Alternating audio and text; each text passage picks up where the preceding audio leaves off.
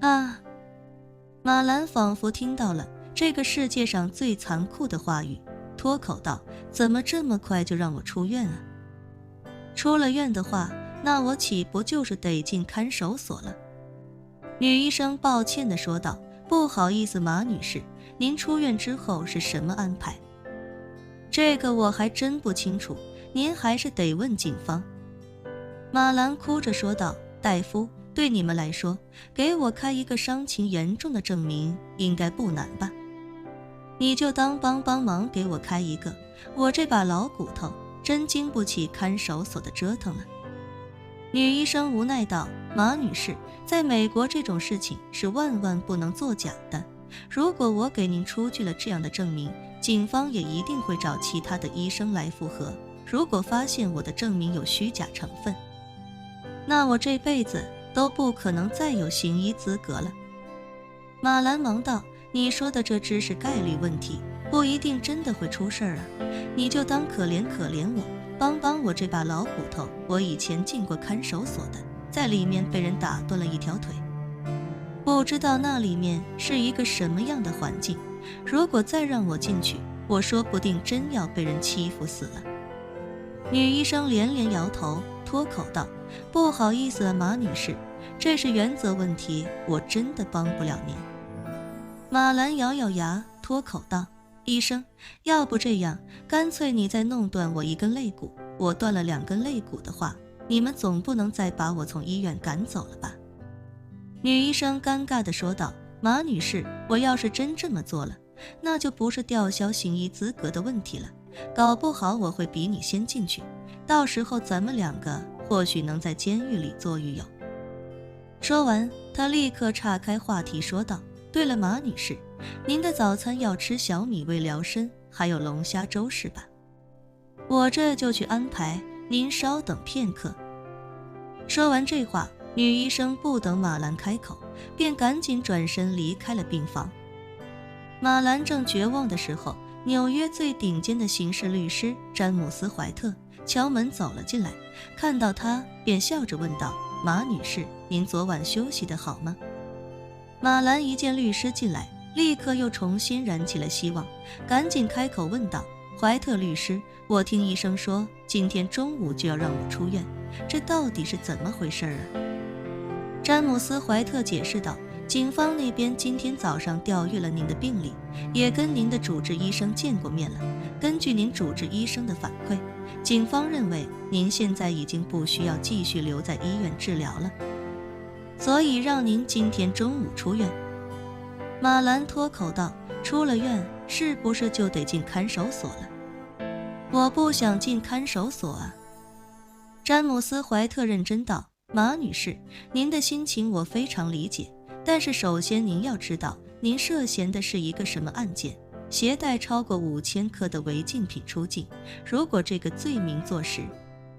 您这辈子都不可能走得出监狱。这么重大的案情，我虽然有信心帮您洗脱罪名，但您自己心里也要有一个准确认知，如果您连看守所都不想进，那我只能说您想的有点太多，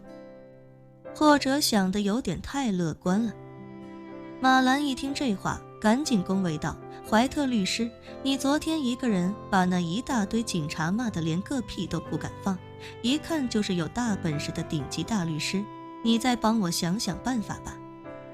詹姆斯·怀特严肃道：马女士，我会尽我所能去帮您洗脱罪名，但您刚才说的这一点，我是真的无能为力。我这边已经见过您的预审法官了，对方提出的要求就是不得保释，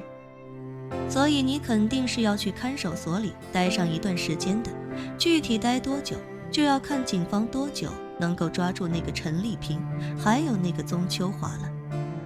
马兰整个人顿时跌落谷底，哽咽道：那要是一直抓不到他们，我岂不是一辈子也出不来了？詹姆斯·怀特解释道：如果一直抓不到他们，我也会尽全力为您做无罪辩护的，不过时间上可能会略久一些，还请您理解。马兰见詹姆斯·怀特没有半分松动，便知道自己今日肯定是免不了要进看守所，内心之中已是一片绝望。有过上一次的经历，他是真的怕了看守所那种地方。尤其这次还是在美国这个人生地不熟的异国他乡，所以他的心里对美国的看守所便更加惶恐不安。可他做梦也想不到，其实如果叶晨愿意，他完全可以让詹姆斯·怀特帮马兰弄一个诊断证明，让马兰一直待在医院里。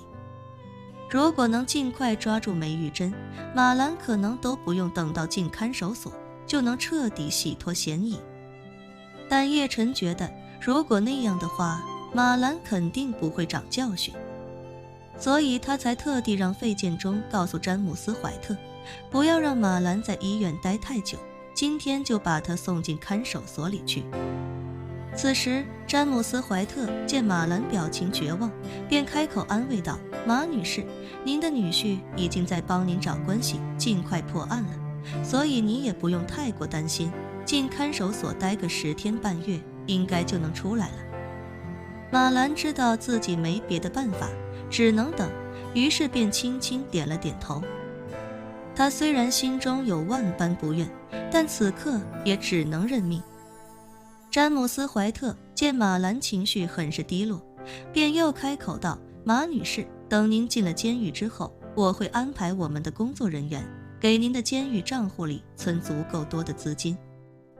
这样您在里面就可以随意购买您需要的东西。另外在监狱里，到了放风时间是可以给家人打电话的，到那时您就可以给您的女儿、女婿通电话了。”听说可以给外界打电话，马兰的情绪稍稍缓和了一些。自打被捕到现在，他心里十分想念自己的女儿和女婿，只是除了一开始跟他们通过一次电话之外，就没再有机会跟他们2个取得联系。于是马兰便一脸哀伤地对詹姆斯·怀特说道：“怀特律师，麻烦你跟我女婿说一声，让他一定要尽快。我这把老骨头能不能活着回华夏，就全靠他了。”詹姆斯·怀特点了点头，认真道：“马女士放心，我的手机在门口的警察那里，等我拿回手机之后，就跟您女婿联系。”说着，詹姆斯·怀特又道：“对了，马女士，中午记得午餐要让医院准备的丰盛一些，午饭过后，警察会直接把您带到看守所。我还有很多相关工作要处理，所以这中间我就不过来了。”马兰连忙问道：“怀特律师，我会被送进哪所监狱啊？”